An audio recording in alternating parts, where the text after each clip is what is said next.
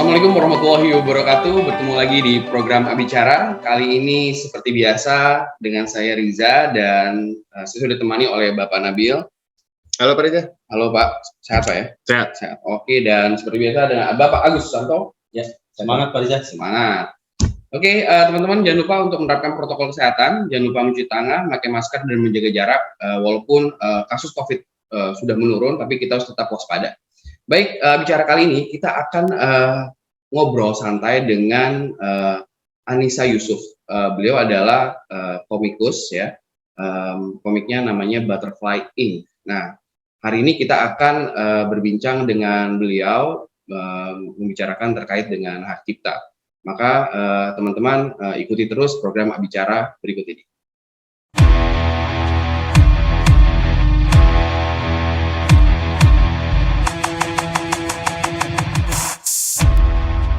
Pagi Mbak Anissa. Iya, pagi Pak. Iya Pak. Jadi saya ingin perkenalkan diri dulu. Saya Anissa Yusuf. Di sini saya sebagai penulis komik. Saya dulu pernah menerbitkan komik tahun 2010, namanya The Butterfly Ink. Saya menerbitkan komik ini waktu saya SMA. Jadi udah satu dekade yang lalu sebenarnya Pak. Terus kemudian komik ini bergenre fantasi romance. Dari situ saya juga punya kesempatan untuk menulis komik-komik selanjutnya seperti itu. Oke. Jadi terakhir tahun 2010 ya? Terakhir saya tahun 2014 sih terakhir. Oh, 2014. Sekarang saya hiatus ya. Berarti sampai sekarang masih nulis komik apa? Sekarang inaktif sih Pak, tapi mau mulai nulis komik lagi di tahun depan sih mungkin. Oke, siap. Oke, nanti kita ngobrol-ngobrol lagi ya, boleh? Nanti kita ada yang mau. Iya, boleh Pak. Iya. Oke. Sip, mungkin dari Mbak Anissa ada yang mau ditanya dulu ke kami atau bagaimana? Ya, saya pengen tahu sih Pak sebagai expert di haki ya Pak. Kan komik itu ada teksnya, ada gambarnya. Kira-kira tuh aspek haki dari komik itu apa aja? Mungkin untuk pertama itu sih yang pengen saya tahu. Oke. Jadi begini, untuk komik atau novel ya adalah ciptaan Mbak. Jadi berdasarkan definisi ciptaan di pasal 1 angka 3 Undang-Undang Hak Cipta, yaitu setiap hasil karya cipta di bidang ilmu pengetahuan, seni, sastra yang dihasilkan atas inspirasi, kemampuan, pikiran, imajinasi, kecekatan, keterampilan atau keahlian itu masuk dalam rezim hak cipta seperti itu. Dalam hal ini ya tentunya komik juga ciptaan ya, karya tulis seperti itu.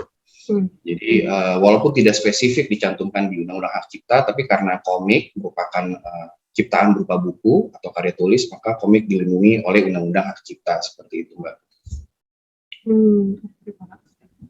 Ya, kemudian kalau misalnya nih ya Pak, kan misalnya kalau di komik itu gambar dan teksnya, teks dalam artian di sini adalah narasi ya Pak ceritanya, kan itu bisa dibuat oleh orang yang berbeda. Apakah itu hakinya dimiliki dua orang yang berbeda pula atau bisa aja lebih sebenarnya Pak? Kadang-kadang tuh bisa ada lebih dari 2 orang yang menciptakan komik tersebut. Apakah yang dijadikan suatu benda, suatu objek hukumnya itu 1 atau 2, kemudian ya bagaimana sih itu kira-kira kalau diatur di hukum Indonesia Pak?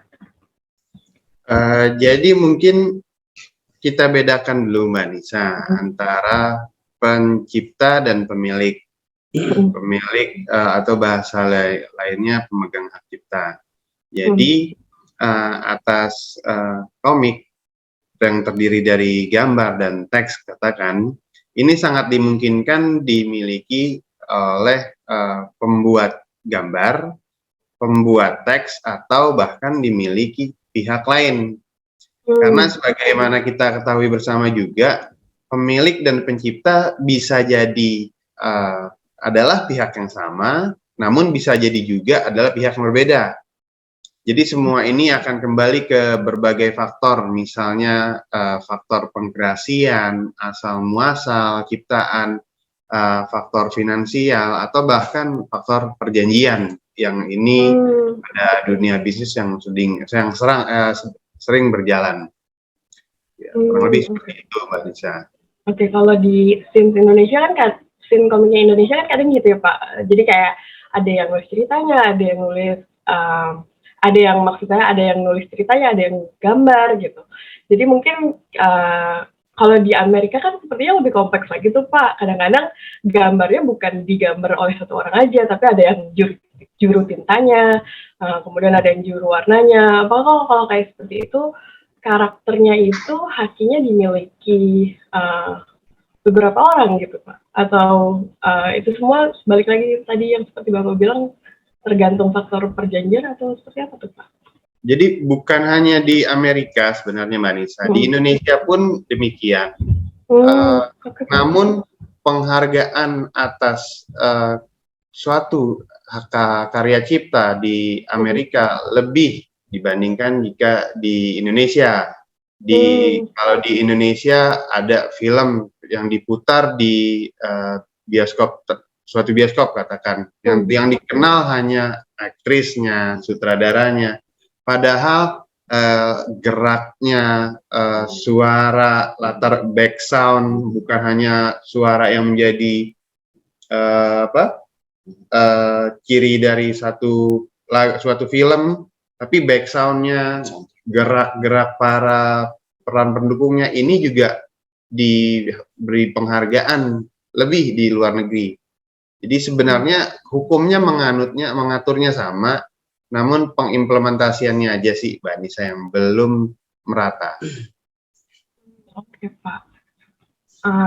Kalau misalnya nih ya Pak, kan jadi kayak haknya mungkin dimiliki orang yang berbeda gitu Pak.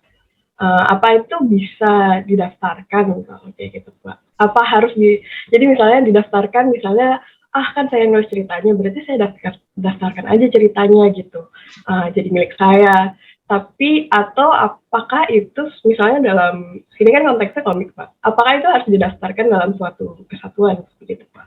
Oke, jadi memang untuk pendaftaran itu hanya dipakai oleh rezim paten, merek, desain industri. Tapi hak cipta itu istilahnya adalah pencatatan, bukan pendaftaran seperti itu.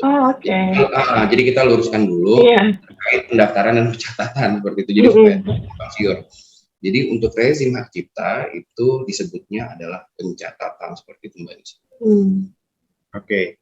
Nah, menjawab diskusi dari Mbak Nisa tadi, terlepas siapa pencipta dari suatu ciptaan, apakah ingin dicatatkan atau tidak, ini adalah mutlak dari kewenangan atau hak dari pencipta.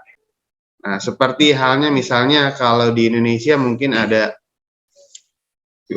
film Warkop DKI, ini yang mengajukan pencatatan hak ciptanya bukan Dono Kasino Indro atau kelembagaannya, tapi Falcon dari Falcon Pictures seperti itu. Jadi kita bedakan dulu antara pencipta dengan pemilik atau pemegang hak cipta. Seperti itu. Nah, siapa yang mencatatkan berhak atau diberi kewenangan ini yang seperti tadi kita diskusikan adalah ada beberapa macam faktor, termasuk di dalamnya faktor perjanjian yang paling umum. Tapi kan ini mungkin sebuah intermezzo juga sih Pak, karena kan kalau dalam Indonesia itu belum sebesar industri komiknya, belum sebesar Marvel ya, atau maksudnya industri komik di Amerika sana. Jadi mungkin banyak dari komikus Indonesia yang masih jadi sekaligus pencipta dan pemegang hak cipta seperti itu. Kira-kira itu apakah berarti sebaiknya komikus-komikus muda ini di Indonesia mencatatkan sendiri, melakukan pencatatan terhadap karya mereka sebaiknya? Iya, memang pada dasarnya kalau sistem perlindungan cipta di Indonesia itu sifatnya adalah deklaratif. Jadi walaupun tidak dicatatkan, pada dasarnya suatu ciptaan itu sudah dilindungi sejak ciptaan tersebut diumumkan, seperti itu Mbak Anissa. Jadi adapun memang baiknya itu ciptaan tersebut dicatatkan secara langsung ke Direktorat Jenderal Kekayaan Intelektual. Itu untuk apa? Karena memang ketika suatu saat nanti di kemudian hari mungkin akan ada suatu perselisihan terkait siapa pemilik yang sah dari suatu ciptaan tersebut, maka sertifikat atau bukti pencatatan suatu ciptaan tersebut yang akan menguatkan pada saat di pengadilan nanti, seperti itu ya Pak Nabil. Iya, itu untuk war-nya ya gitu ya Pak Gus ya. Nah, dari pengalaman kita bertiga, kita bicara keuntungan atas suatu ciptaan memang baiknya dicatatkan. Ini juga dapat menjadi bukti kepada pihak lain ketika satu ciptaan ingin dimonetize. Ya, tunggu saja dalam beberapa bulan ada satu karya film yang diambil dari cerita rakyat.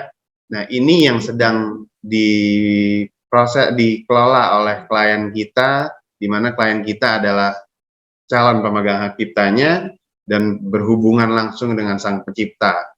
Nah, kenapa si klien kita ini membutuhkan pencatatan hak cipta tersebut? Karena surat pencatatan hak cipta ini akan menjadi dasar kepada pihak-pihak lain, terutama investor, untuk memberi kepercayaan kepadanya bahwa memang ia adalah pihak yang berkepentingan, walaupun bisa diberikan bukan hanya dalam bentuk surat pencatatan hak cipta, tapi juga bisa diberikan dalam bentuk lisensi. Jadi ada war-nya, ada benefit yang ditunggu dalam pencatatan hak cipta. Lebih seperti itu. Jadi bagi teman-teman yang belum mencatatkan hak cipta atas komiknya, ya silahkan. Tapi jika dalam dunia bisnis, jika komik tersebut ingin dimonetize dengan segera dan mungkin lebih besar, sangat disarankan untuk dicatatkan hak ciptanya. Kira-kira ini mungkin lebih spesifik ya Pak, untuk proses pencatatannya di Indonesia itu seperti apa? Proses pencatatan ini sudah sangat dipermudah ya Pak Riza, Pak Agus ya. Jadi pencatatan hak cipta kini sudah sangat-sangat mudah dan dapat diakses dengan mengunjungi website resmi DJKI, yaitu pada dgip.go.id, di mana pemohon akan diberi panduan tentang prosedur serta dokumen-dokumen yang diperlukan. Nah, terlebih lagi baru-baru ini DJKI meluncurkan sistem namanya POP-HC. Sistem ini diciptakan untuk mempercepat proses persetujuan hak cipta yang sebelumnya memakan waktu kurang lebih 1 hari, atau sebelumnya dibanggakan one day services, sekarang menjadi hitungan menit saja, Mbak Nisa. Kemudian saya juga mau tanya sih Pak, kalau sekarang ya Pak, kan dulu itu pada tahun saya aktif menulis, komik itu lebih banyak dalam format cetak, alias format buku yang bisa kita pegang gitu kan ya Pak. Tapi kan sekarang lebih banyak format komik digital. Jadi orang-orang tuh lebih suka baca komik lewat HP mereka, dan itu bisa di-scrolling ke atas terus gitu kan ya Pak. Kan berarti apakah ini sebenarnya punya kedudukan hukum yang sama gitu dengan misalnya format, ibaratnya kayak format cetak, apakah punya kedudukan hukum yang sama dengan format digital gitu untuk komik? di Undang-Undang Hak Cipta itu sebetulnya tidak membedakan media cetak antara baik itu fisik ataupun digital gitu Mbak Nisa. Adapun sebagai karya seni, keduanya memang layak mendapatkan perlindungan hak cipta gitu. Jadi bisa disimpulkan bahwa baik itu digital maupun tradisional itu sama-sama Mempunyai perlindungan hukum. Iya, memiliki perlindungan hukum yang sama. Begitu ya Pak. Tapi jadi kan ini sejauh pengalaman saya aja ya Pak. Jadi kalau dalam format cetak itu biasanya dengan penerbitan mereka ada batasannya. Jadi penerbitan hanya bisa misalnya punya hak terbit di negara Indonesia misalnya. Tapi kan kalau dalam format digital ini kadang-kadang mereka minta hak terbitnya secara worldwide karena memang susah kan untuk diseleksi pembacanya, karena selain dari format cetak digital ini gratis dan pembacanya bisa dari negara mana aja. Jadi sebagai subjek haki gitu ya Pak, apakah komik ini yang diterbitkan secara digital harus tunduk ke segala haki-haki di negara lain juga gitu? Sebelumnya saya ingin sampaikan dulu ya Mbak Nisa ya. Jadi memang penerbit dapat dilakukan secara mandiri dan bisa pencipta bisa menunjuk pihak lain gitu. Misalkan penerbit ya dalam hal ini. Penerbit secara digital, penerbitan ya penerbitan ya secara digital ini tentunya dapat dilakukan di seluruh dunia pastinya ya, apalagi dengan teknologi semakin canggih di dunia ya, lebih lagi ada banyak lah platform digital gitu ya yang berbayar maupun yang gratis seperti itu. Nah jadi memang untuk pada prinsipnya ini bisa penerbit bisa menerbitkan secara mandiri dan bisa menunjuk penerbit seperti itu. Kekayaan intelektual umumnya memang menganut prinsip perlindungan teritorial, yang berarti perlindungan hanya lahir pendaftaran hanya diberikan terbatas kepada negara yang diajukan permohonan pendaftarannya. Namun khusus untuk hak cipta, Indonesia dan juga ada sekitar 178 negara lainnya telah meratifikasi The Berne Convention. Traktat ini mewajibkan negara anggotanya untuk memberikan kepada warga negara dari seluruh anggota Berne Convention perlakuan yang sama seperti yang diberikan pada warga negaranya sendiri. Dengan kata lain, traktat ini memberikan perlindungan terhadap hak cipta dari negara lain. Jadi kalau Mbak Anissa punya perlindungan kekayaan intelektual di bidang hak cipta di Indonesia, sudah secara otomatis pula tunduk dan taat di 178 negara lain. Begitu juga dengan penggemar Mbak Anissa, begitu juga dengan pelanggar dari Mbak Anissa. Tadi mungkin Pak Riza, Pak Agus yang menyampaikan ada platform berbayar, ada platform gratis. Nah, kalau pada dasarnya penerbitan yang Mbak Anissa lakukan awalnya ini adalah penerbitan berbayar, namun tiba-tiba Mbak Anissa temukan ada penerbitan gratis di negara lain. Nah, pelanggar yang melakukan penerbitan di negara lain tersebut akan tetap dikenakan dapat dikenakan pelanggaran hak cipta juga, Mbak Anissa. Berarti selama yang terdapat pelanggaran di negara yang diratifikasi itu bisa dapat diproses gitu ya Pak untuk pelanggarannya, atau seperti apa tuh Pak kira-kira? Tapi hukumannya gimana Pak Gus? Untuk hukuman sendiri mungkin karena sifatnya yang tadi itu teritorial, jadi ya berdasarkan hukum yang berlaku di negara di mana pelanggaran tersebut terjadi gitu, karena kan hukum itu sendiri tidak diseragamkan gitu melalui Berne Convention ini gitu.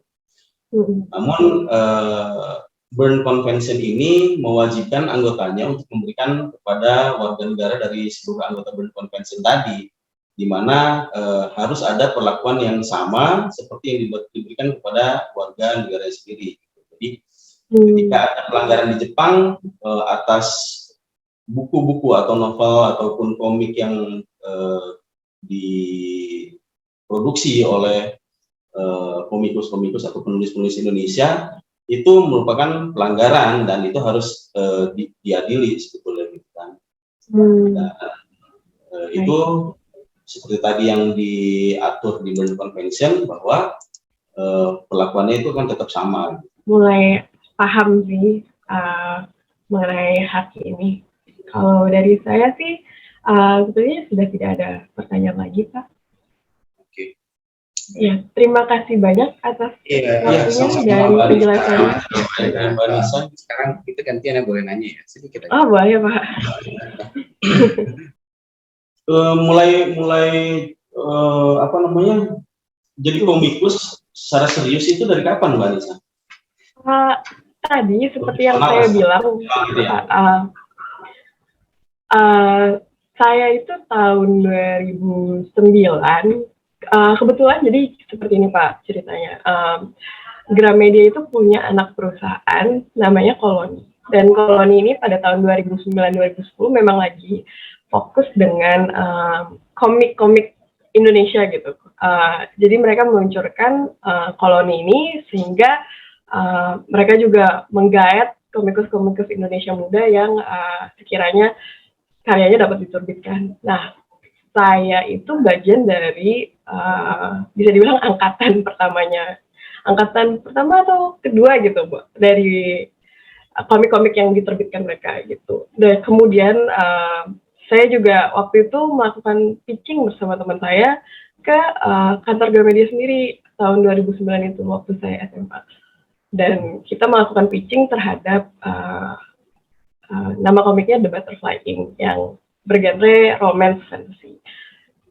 Awalnya sih seperti itu Pak, kemudian komik itu dikerjakan lalu diterbitkan. Pertamanya bahkan sebenarnya nggak ada planning, nggak ada rencana untuk menerbitkan 2 volume, tapi kemudian setelah melihat resepsi volume yang pertama lumayan baik mungkin ya dari penilaian editornya, sehingga kita diperkenankan untuk buat volume keduanya seperti itu sih. Nah, dari volume 1 ke volume 2 ini ada selang setahun, jadi volume 1 2009, volume 2-nya 2010. Kemudian dari situ saya juga jadi aktif ikut namanya itu kayak convention di Malaysia, di waktu itu juga Singapura juga ada, dan memang kalau di negara ASEAN yang waktu itu lebih maju, maksudnya lebih ramai industri komiknya adalah Singapura dan Malaysia. Tapi kemudian habis itu Indonesia setelah ada banyak bermunculan komik-komik baru dari penerbit Koloni ini, industri komik di sini juga mulai ramai. Jadi saya juga ikut convention di sini. Convention di sini biasanya kita sebagai komikus menjual langsung karya-karya kita, bisa dalam bentuk komik itu sendiri atau bisa malah dalam bentuk merchandise seperti gantungan kunci atau bookmark dan printnya dan segala macam sih Pak. Kemudian sih dari situ juga, dari The Butterfly Ink, saya tahun 2012 dapat kesempatan bersama teman saya, Wina Octavia, untuk menerbitkan komik juga, sebuah antologi bersama author Jepang namanya Yoshimi Kurata, dan dalam antologi itu kami dipilih dari beberapa partisipan gitu. Jadi kayak hanya few selected winner yang dapat masuk dalam antologi itu. Dari situ juga kemudian 2014 saya branch out dari komik, saya menulis novela sendiri namanya Beautiful Red World, itu juga masih tentang fantasi. Itu saya terbitkan sendiri, jadi saya punya pengalaman bagaimana cara menerbitkan bersama penerbit tradisional sama penerbit dengan self-publishing.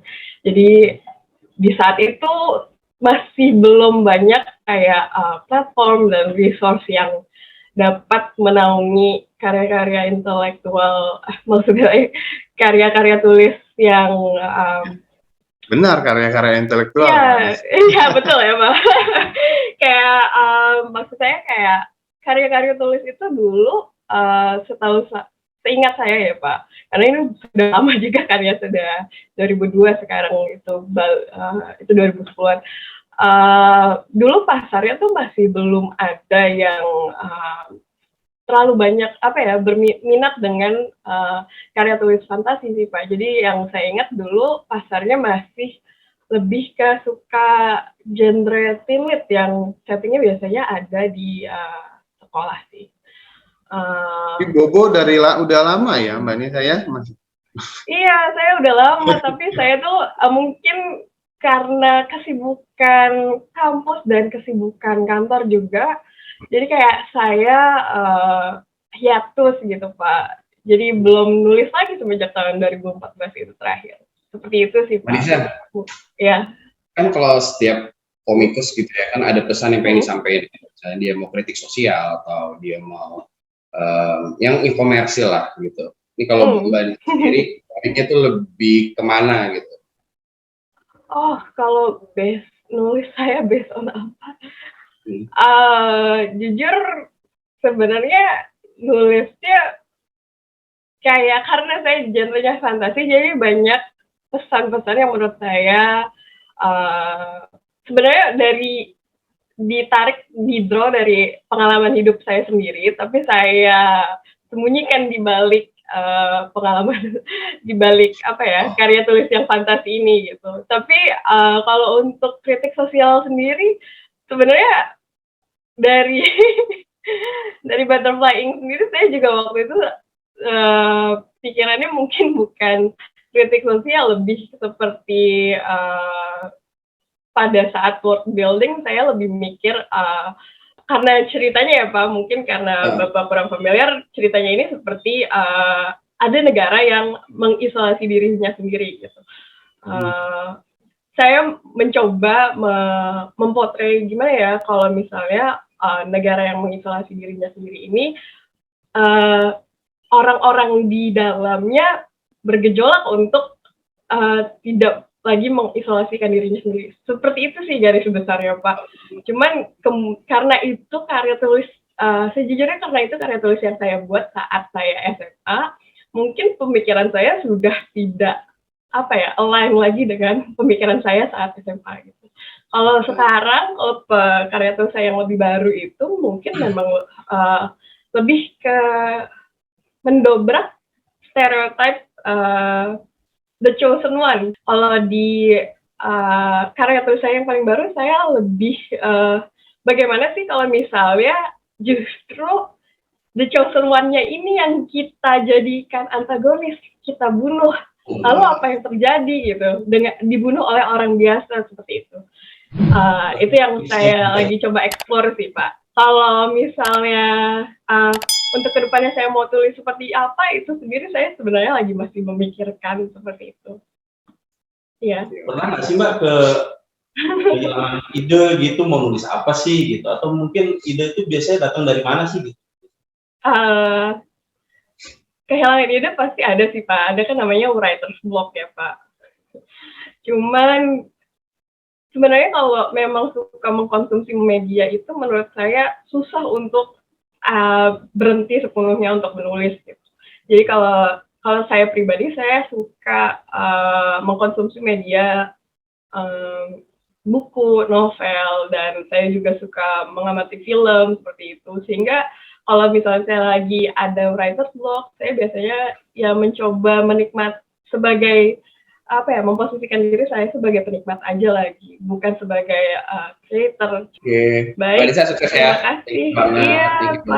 banget Sukses udah mau terus juga. ngobrol-ngobrol sama kita hari ini. Iya, terima kasih juga udah menyempatkan waktu buat pertanyaan saya ya, Pak. Sukses Iya. terus buat Ambadar.